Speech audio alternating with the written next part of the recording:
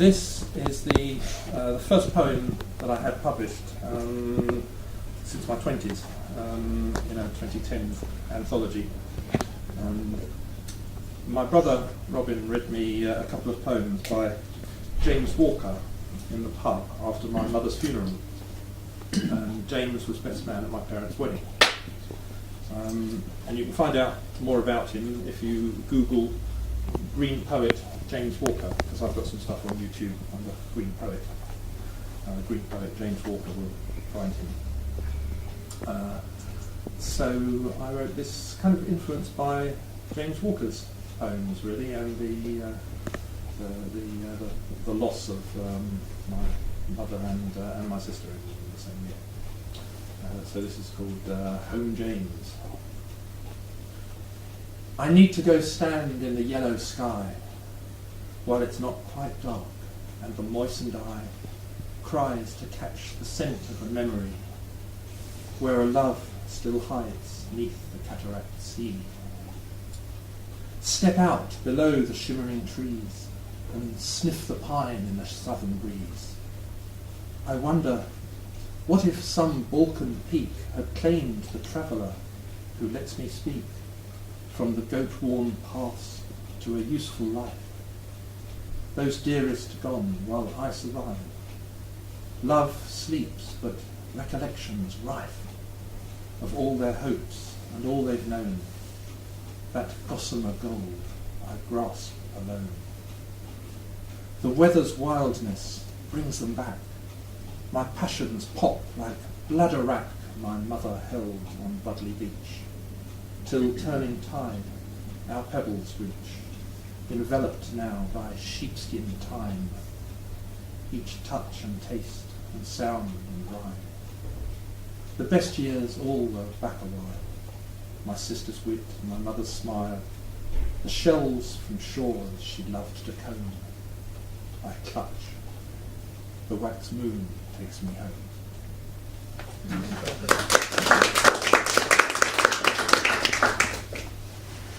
And I bet most of you have got a £10 note in your pocket. Can you remember what's on it? That's the Queen. That's on one side. On the other side. Don't make it too easy. It's Charles Darwin, and in the middle you've got the beagle sailing off into the distance, and on the left you've got a wonderful hummingbird.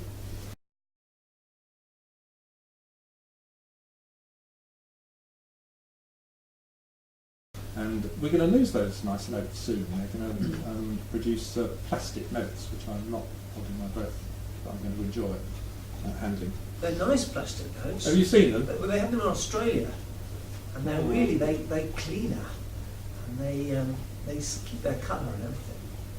It's nice. They're sort of more hygienic. Can you wash them? Okay. Yeah, It's surprising. I didn't think I'd like them, but I think it might be quite a good thing. So long as the design is still nice. Right. Look forward to it nowadays. I personally have a slight reluctance because I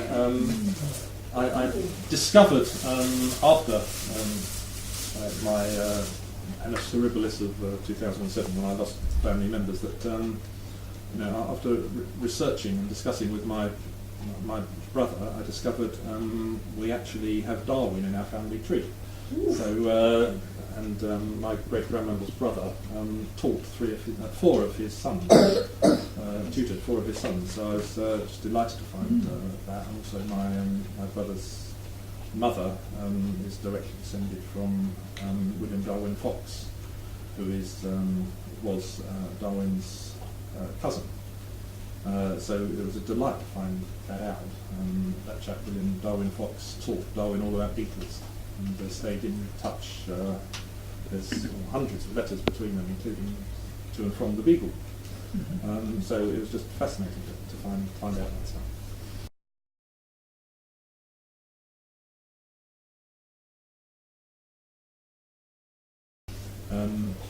Anyway, so this is called History in My Pocket. Siblings of my own age, something outside my experience. I never shared a womb like twins, secrets shared with only friends.